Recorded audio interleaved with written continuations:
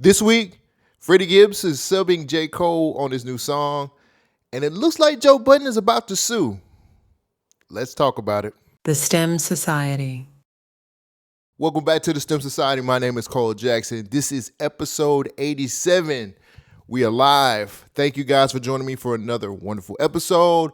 Man, thank you for so much support for the last video. I hope you guys enjoyed my whole critique about J. Cole's new song. And subscribers, we got new subscribers. We back in motion, baby. We back in motion, baby. I love it. Shout out to my guy, Big G Dam. I hope I said your name right. If I didn't, blame my head, not my heart, because I don't read so good. And shout out to Ifakerr, Ifakerr. For getting in the comments, kind of telling me what to do to look up some of these festivals. And I really do appreciate you guys showing up in the comments. Even the haters out there, even the people who show up because of the algorithm and tell me to stop. I appreciate y'all. I need more haters, bruh. But be a little bit more creative when you start talking shit. Like, I want like some real good creative stuff so we can go back and forth. You know, I don't want it to be a one-sided match. But thank you guys for the support. We are on the mission to get to 1,000 subs by the end of March. And you guys have been showing up and showing out. And I want to say thank you. I really appreciate it. Things are moving in a positive way. My week, it's Wednesday, so it's midweek. I missed him again. So last episode, I was trying to go see DJ AG on at Abbey Road. Missed him again, bro. I don't know what it is about me and public transport and trying to get to certain places, but I missed him again, and I'm sad about it. So I'm trying to catch up and see if I can find what's the next spot for DJ AG. I think he's going to be in the Boiler Room in August. And is it August? Hold on. So it looks like he'll be performing at the Boiler Room in August. And if I can't find another street performance, I guess I got to set myself up to go to the Boiler Room. So hopefully I can catch up with him, man. I've been trying to see this DJ AG live for a minute, and I keep missing it, and it just sucks. What else? Nothing else really happened. Tomorrow I'm going sneaker shopping. Like, I gotta find me some more sneakers. So I'm going to Mr. Sneakers, and I'm probably gonna hit up the Nike store in Central and see what's going on. Come back with something, because I'm out here looking crazy with some of the sneakers I got. And there's been some good weather here recently, so I guess it's time for us to start going forward with spring. Anyway, so I'm doing something different this week. I'm going to give you a news story, some album critiques, and then I'm going to do some more news. And I'm trying to see a better flow for the show, just to kind of break up the monotony of like something like a musical critique, then all news or whatever. So let's break it up a little bit. So let's start off with some news. Music news. Before I get into the news, I just want to let you guys know I want to send a rest in peace to Roberta Flack, a woman who was a great in music. She gave us songs like The Closer I Get to You and Killing Them Softly. I know I talk a lot about hip hop on here, but I am a huge just overall music fan, and she is a big contributor to music. So I just want to say rest in peace to Roberta Flack. We're losing our greats, guys. We are losing our greats. Love on your people while they're here. Freddie Gibbs subbed J. Cole through his burner, quote-unquote burner account. I don't know why people are calling this his burner account. It's called You Only Die Once. It's named after his last album. Okay. But apparently he sent like a sub saying niggas be rapping about how they kill rappers and kill their careers and blah, blah, blah, but he's backing out of rap beefs. Now, if you don't know, J. Cole just dropped a song called Clouds, and one of the verses in the Clouds is talking about how he turns rappers into martyrs. It's a pretty dope bar. Just some great wordplay. J. Cole popping his shit, per normal. And now it looks like Freddie Gibbs is trying to get into the mix. So first and foremost, let me just say this. I would love to see Freddie Gibbs and J. Cole go back and forth in a nice little rap battle. Nice little, sparring match. I think that would be dope. J. Cole really does need to catch a body out here when it comes to these hip-hop streets, because if he don't, people are always going to question, I guess, if he can really do it or not. I love the fact that people get upset when J. Cole throws these little bars out here and there, still popping his shit, you know what I'm saying? Still saying the type of shit that you expect a rapper to say. They get mad at that, but then they are okay with rappers lying about what they say in their raps. They're okay with people openly saying, hey man, all of this shit that I said in these albums, they were lies. That's okay, but somebody stepping away from a rap battle who pretty much knew that they weren't going to win it, that's not okay. Like, I don't know, man. Like, this new hip-hop commission to tell people what they can and cannot do when it comes to hip-hop is a bit confusing. And I think a lot of people are doing it through biased means, and they have their favorites, or it just, for some people, it's just an excuse to be able to get their shit off. Either way, I think it was pretty dope that Freddie Gibbs is throwing his name in the hat. I kind of hope this happens. One, because these are two top tier MCs. Like, you can't tell me Freddie Gibbs is not one of the best to do it out here. He's had a run ever since he dropped Freddie. That album, Freddie, was fire, and he's been on a nonstop run ever since. He hasn't put out a bad album since then, probably before Freddie. J. Cole's one of those dudes who have completely killed people on their own songs. He has slid on so many people on their songs, and his features have been legendary. So it only makes sense that we get something like this between Gibbs and J. Cole. I don't know who wins that though. It would be interesting because I love both of these artists. I love J. Cole for his more natural approach or more relatable approach when it comes to hip hop, but I love that Freddie Gibbs can still take coke raps and make them popular on top of taking shit from his life. Like, he's exposed a lot of himself on a lot of his songs. Shit, on social media, he's exposed a lot of his life. So it really ain't nothing. He ain't got nothing to hide. I would love to see these two go back and forth, though. I would love to see J. Cole and Freddie Gibbs have like a nice little rap battle, because J. Cole got to catch a body. He got to catch a body before he leaves, before he stops rapping. J. Cole's got to catch one. And I think,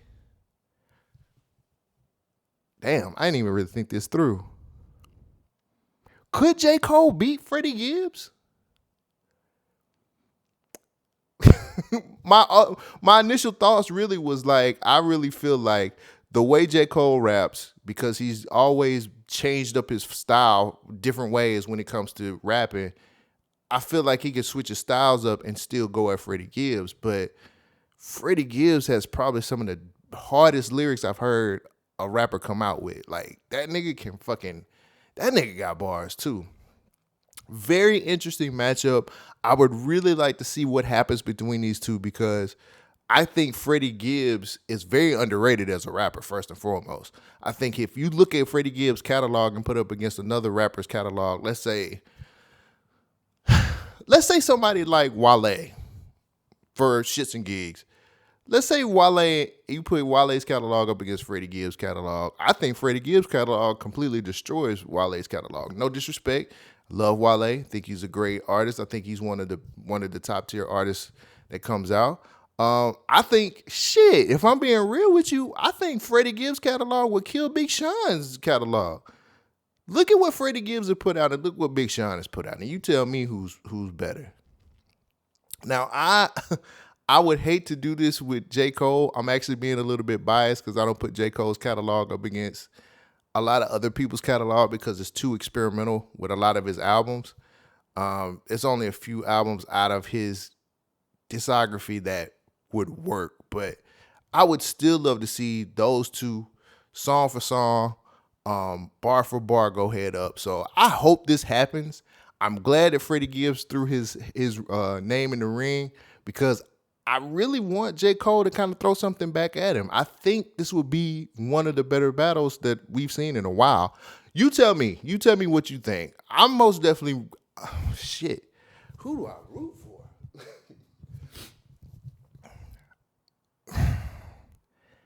As much as I hate to say it, I would probably have to go with Gibbs. I think Gibbs would get him. I think Freddie Gibbs would take down J. Cole. You can quote me on that. I love both artists, and I really, J. Cole, I'm a big J. Cole fan, but at the end of the day, I think Gangsta Gibbs is going to take him down. Tell me what you think, man. If y'all have an opinion about it, let me know in the comments. Who you think winning that battle? You think J. Cole can beat Freddie Gibbs, or you think Freddie Gibbs is just an underground artist and he can't hang with somebody as talented and as great as a pen as J. Cole? Tell me in the comments. Albums to listen to. All right, so I'm going to get into some albums I got in rotation. I've been wanting to talk about these albums on the show for a while, so this is some catching up I got to do. I know it's some new shit out, but right now I got to talk about these albums. These are albums that you should be listening to, and they should be on your rotation right now.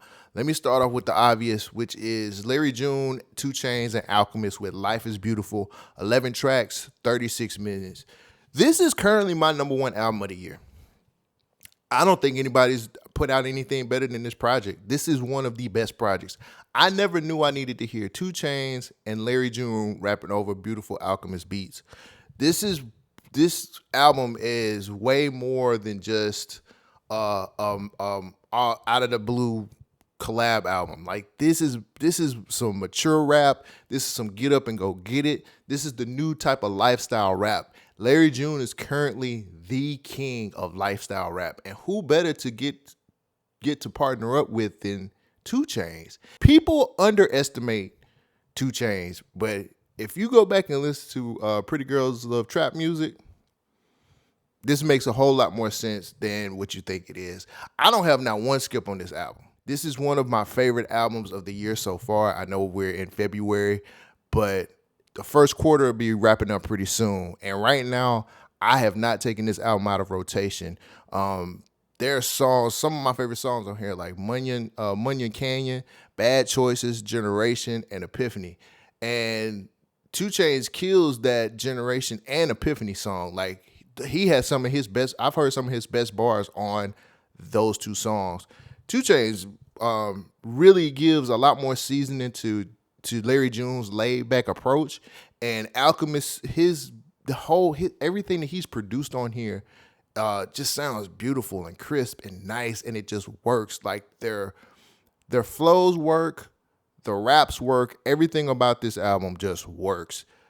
I continuously listen to this shit every day. No matter where I'm going, I put my headphones on. It's on all the time. This album is no different than any other Larry June album. He's not changing the game. He hasn't reinvented rap. He just picked a really dope person to collab with rapping-wise, and he just does what he always do with Alchemist. He kills the songs. So if you have not listened to Life is Beautiful with Larry June and 2 Chainz, you're missing out on one of the best albums this year. Go pick that up. It's on your phones right now. So this is a UK artist I just got hip to. I seen everybody was talking about this album on social media, and I wanted to take a listen. Marnz Malone, he has an album called Sabr, 12 tracks, 40 minutes. Now, this is my first time listening to this artist. I listen to UK rap on a regular basis. I know he's been out for a little while. And this is a good album, but I'm going to let you know right now, if you're not in a good emotional state when you listen to this, like, the album is good. It's very deep and it's very heavy. This really highlights a lot of his ups and downs in life. It's more of a album of him, I guess, using the music to be therapy. There's nothing better than a rapper who can actually put his real feelings on. Like, he can use his pen to get his real feelings out and tell people what's been going on in his life. And I got to tell you, I didn't know what to expect, but I love what I got out of it. I guess it was a form of therapy for him, which I truly think is great. And I ain't Charlamagne the God. I'm not sitting up here to be advocating and telling you guys what you need to do. But you could tell that he had a lot on his chest and he was really ready to get this out. And there's a song on here called Sticks and Stones, which is like 6 minutes long. But it's like my favorite song on here because he's telling people about the things that led him to crime and his arrest and just telling his story. Like, I love the fact that people use music to reflect what's really going on in their lives instead of having to hear niggas talk about shit they don't never do, you know what I'm saying? Or have to talk about guns they ain't never shot or cars they don't really own and shit like that. Like, he's really getting deep into like what led him to certain places in his life that he got to. And I'll always salute that. It's a very heavy rap album.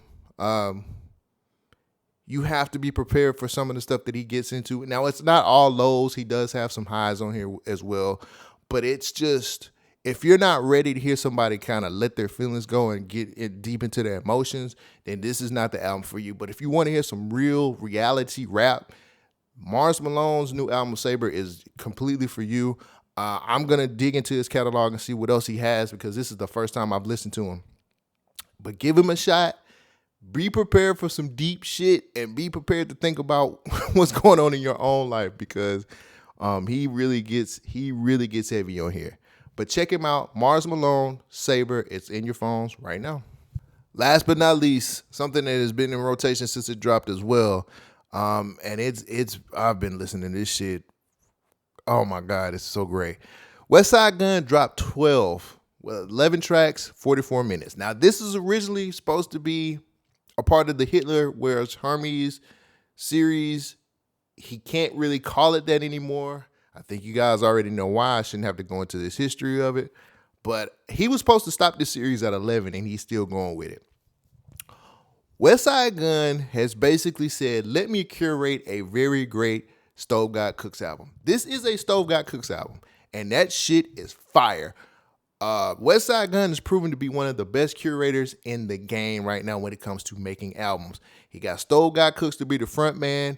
He got CG and Derringer amongst other producers to be to just put together a very great list of grungy, underground, nasty, dirty New York beats that I completely love. I love that sound.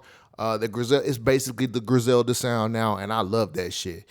And the album flows very well. I wish he would have got Alchemist on here. I wish we could have got at least one Alchemist beat on this bitch. Alchemist or Conductor or somebody. I just wanted one of those beats on here and it completely would have been a 10 out of 10. There is a song on here called Vert that don't have nothing to do with social commentary. It don't have nothing to do with changing the world. This song is about getting back in the kitchen and cooking up that work. That is exactly what the song is, and it's my favorite song this year. I fucking love it. Stove God Cooks is one of the best fucking rappers in the first quarter, period. I don't give a fuck what anybody else says. If you don't like Stove God Cooks, there's something wrong with you. On top of this Derringer beat, Derringer did a fantastic job on this beat, bruh. I fucking love this song, man. I quote this song every other day. I love the fact that Stove God Cooks talks his shit about getting back in the kitchen and making this work. The Virgil Rug says rug, my nigga. The Virgil Rug says rug. The Derringer beat makes it sound like it was off of the Scarface soundtrack. I love everything about that song. There's other songs on here that you should be listening to as well. 055, Dump World, and Adam Page, just to name a few. I think those are like the standout songs on this album. It's another great addition to the Hitler Wears Hermes series. This is number 12. Again, he was supposed to stop at 11 and he didn't. I hope he continues to curate more Hitler Wears Hermes albums. It's Westside Gunn never professed to be the best rapper, but as far as curating music and knowing how to get different pieces, as far as like the rappers that go somewhere and the different producers and just putting it all together to make it work, he's one of the best out here doing it, bruh. And I don't think anybody else can do it like Westside Gunn. He does have a few verses here and there on the album, but honestly, this is really to kind of show off how he can find all of these different rappers, put them together, and make a banging ass album. This is another one of the albums that's on my list for albums of the year. It'll probably change. I know it's the second month of the year, but this album is something to be fucked with. If you like the gritty Griselda sound, if you like the underground shit, if you like hearing Stove God rap his ass off, this album is completely for you. I really advise you to go listen to it. Even if you don't listen to the album, go find the song Vert and listen to Vert. One of the best songs I've heard this year. Go out and listen to Westside Gunn's 12 on your phones right now. All right, this is it. This is my last story and I'm out of here. 50 and Joe are back and forth. In one of the episodes of the Joe Budden podcast, he talked about 50 needing therapy because of the whole situation with 50 sitting on the couch, smoking on Irv Gotti. And he said 50 needs therapy. Everybody knows 50 and Irv Gotti had a bad relationship with each other. These guys didn't get along. So what does 50 do after he hears that or sees the clip? He goes at Joe.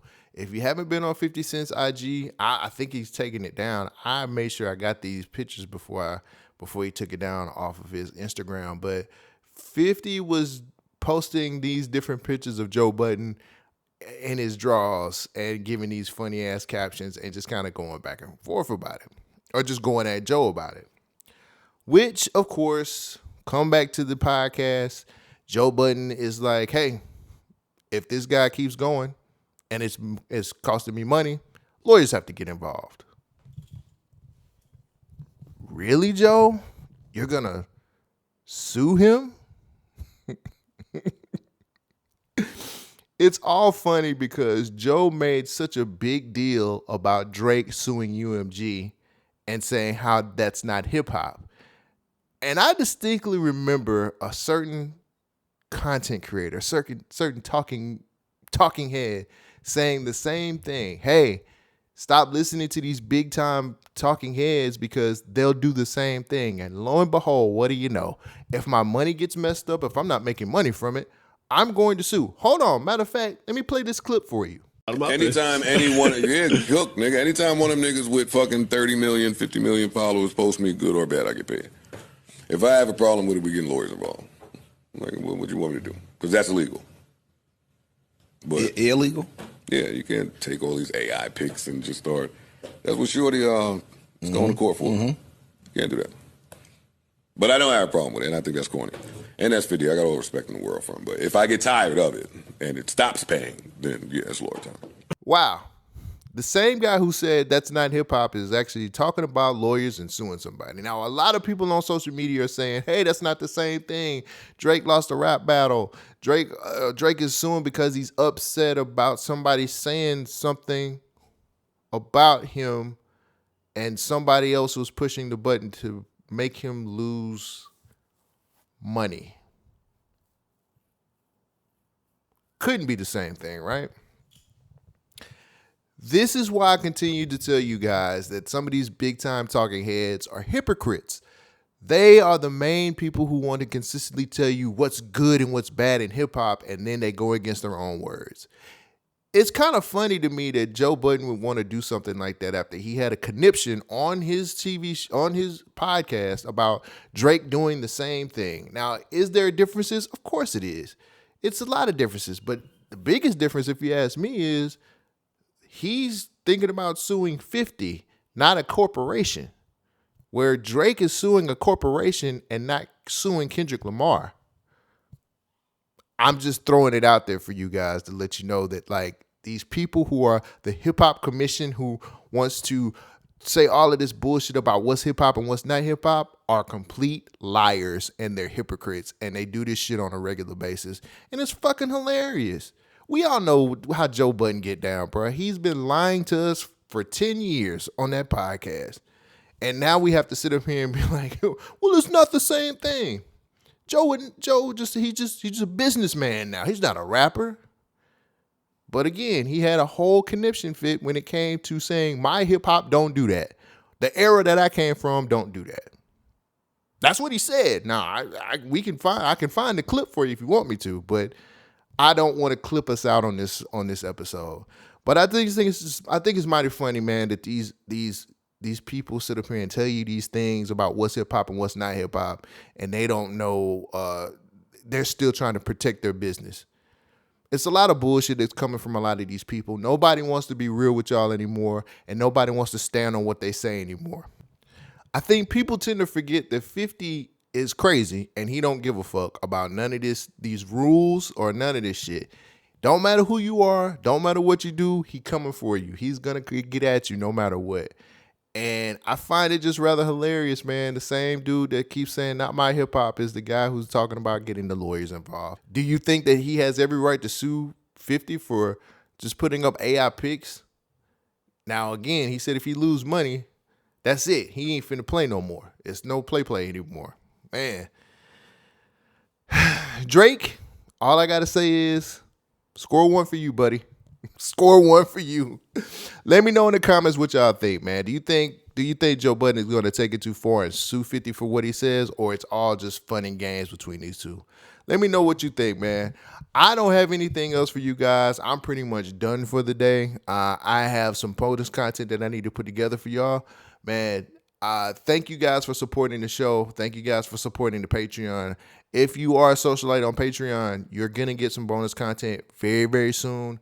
Just wait on it. It's coming. But for that, man, I am done. I'm going to get something to eat. You guys have a great rest of your week, and I'll catch you guys on Sunday. Peace out. Thank you for joining the STEM Society.